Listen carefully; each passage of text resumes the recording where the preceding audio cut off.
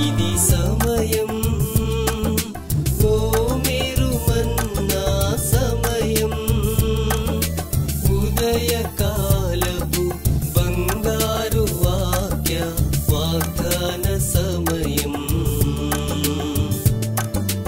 ఆదరించి బలపరచే ఓ మీరు మన్నా, మార్గం చూపి నడిపించే ఓ మీరు మన్నా, వాగ్దాన సమయం, ఓ మీరు మన్నా సమయం. Praise the Lord. Good morning. Oh మీరు మన్నా ఈరోజు బంగారు వాక్య వాగ్దానానికి స్వాగతం. బాగున్నారు కదా? పరిశుద్ధుడైన దేవుని యొక్క సన్నిధిలో మహాదేవుని కృప చేత అందరూ క్షేమంగా ఉండగలిగాం. ప్రియులారా, రెండీ దినం ప్రభు మనతో మాట్లాడుచున్న మాటలు వాగ్దానాలు మనం విందాం. నిర్గమాకాండంలో 33వ అధ్యాయం 14వ వచనం ఈ రీతిగా సెలవిస్తా ఉంది. నా సన్నిధి నీకు తోడుగా వచ్చును. Exodus 33:14 my presence will go with you. దేవునికి మహిమ కలుగుందాక. ప్రియులారా, మోషేకు తండ్రైన దేవుడు సెలవిస్తున్న మాట అండి ఇది. మరి ఇక్కడ ఇశ్రాయేలు జనాంగం వలన ప్రభు విసిగిపోయారండి. ఆయన అంటున్నారు కదా, ఈ లోబడనొల్లని ప్రజల వైపు వలన నేను విసిగి ఉన్నాను అని చెప్తా ఉంటారండి. మరి వీరు లోబడనొల్లని ప్రజలు కనుక నేను మీతో కూడా రాను, మీరు వెళ్ళండి, నేను ఏర్పాటు చేసిన ఆ దేశానికి మీరు వెళ్ళండి అని చెప్పినప్పుడు మోషే అడ్డుపడతాడండి. అడ్డుపడి, ప్రభా ఏమిటి నువ్వు ఇలా అంటున్నావు, నువ్వు తీసుకుని వెళ్తావనే కదా మేము ఎదురు చూస్తూ ఉన్నాము, ఎన్నో మార్లు వీరిని క్షమించావు కదా ప్రభా అని చెప్పి మరలా ప్రభువు సన్నిధిలో మోషే అడ్డుపడి వేడుకుంటున్నట్లుగా మనము ఈ వచన భాగాలన్నీ కూడా చూస్తూ ఉన్నాం. ప్రభా వీళ్ళు నీ ప్రజలే కదా, నువ్వు ఏర్పాటు చేసుకున్న వాళ్ళే కదా ప్రభా, నువ్వు క్షమించలేవా, నువ్వు మరలా కార్యం చేయలేవా అని చెప్పి అడుగుతూ, ప్రభా ఒకవేళ నీ సన్నిధి మాతో రాకపోతే నేను ఎక్కడికి తీసుకుని వెళ్ళను నాయన అని చెప్పి మొండికేసి కూర్చున్నట్లుగా మనం చూస్తూ ఉన్నాం. అప్పుడు ప్రభు అంటారు కదా, మోషే నా సన్నిధి నీకు తోడుగా వస్తుంది, లేచి బయలుదేరు అని చెప్పినట్లుగా మనము ఇక్కడ మనం చూస్తున్నాం. ప్రియ దేవుని బిడ్డలారా, అవునండి, దేవుని సన్నిధి మనతో ఉంటే మనం ఎంతో సంతోషంగా ఉండగలుగుతాం. ప్రభు సన్నిధి మనతో రాకపోతే ప్రియులారా మనకి చాలా ఇబ్బందులు ఉంటాయండి. ఈ లోక సంబంధమైన వాటి యందు మనము నెగ్గుకు రాలేని పరిస్థితులు కనబడుతూ ఉంటాయి. ఈ ప్రజలతో మనం పోరాడలేని పరిస్థితులు ఉంటాయి. అదే ప్రభు సన్నిధి మనతో ఉండి మనం ప్రభు యొక్క ప్రజెన్స్ని అనుభవిస్తూ ఉన్నాం అనుకోండి, ఆ పరిస్థితి అంతా వేరుగా ఉంటుంది. ఎలాంటి స్థితిలోనైనా సరే నువ్వు చాలా ధైర్యంగా ముందుకు కొనసాగగలుగుతావు. ఎలాంటి సమస్యనైనా సరే ఎదుర్కోవడానికి కావాల్సిన ఆత్మధైర్యం నీకు వస్తుంది.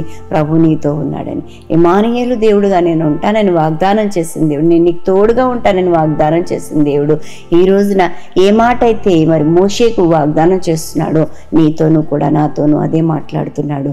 నా సన్నిధి నీకు తోడుగా వచ్చును. ప్రభు సన్నిధి మనకుంటే సరిపోతుందండి.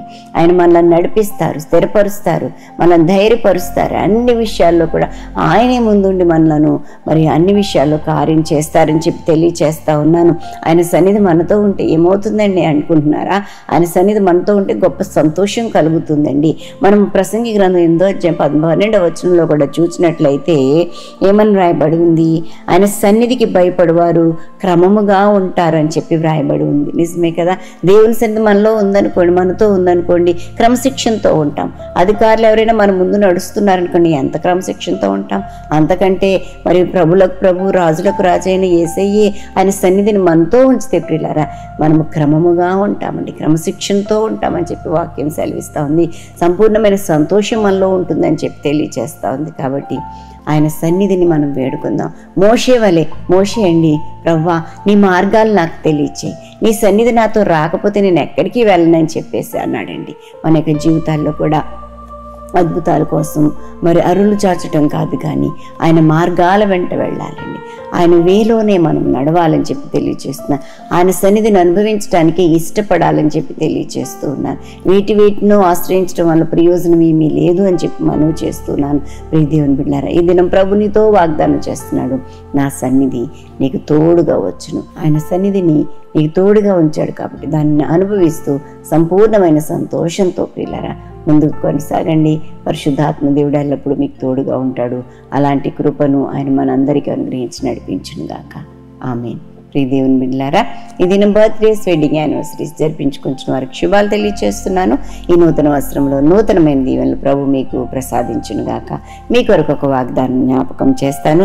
యెహెజ్కేలు గ్రంథంలో 34వ అధ్యాయం 28వ వచనం, ఎవరి వలనను భయము లేకుండా నీవు సురక్షితముగా నివసించదు. దేవునికి మహిమ కలుగును గాక. ఎవరి వలన భయం లేకుండా అనంటండి.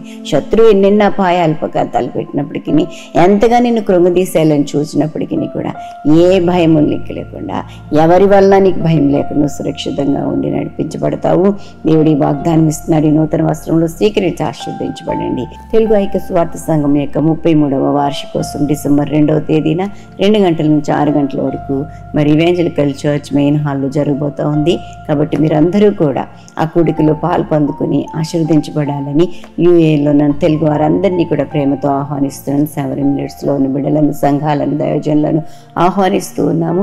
ప్రేమతో మీరందరూ మా ఆహ్వానాన్ని మన్నించి వచ్చి మరి మాతో పాటు కలిసి దీవెనలు పొందుకోవాలని చెప్పి కోరుతూ ఉన్నాను. దేవుడు మా పట్ల ఎన్నెన్ని అద్భుత కార్యాలు చేశాడో తెలియచేయాలని, మరి మహాసమాజం అంతటి ఎదుట మేము ఒప్పుకుని ఆయనకు సాక్షులుగా బ్రతకాలని ఆశపడుతూ ఉన్నాము.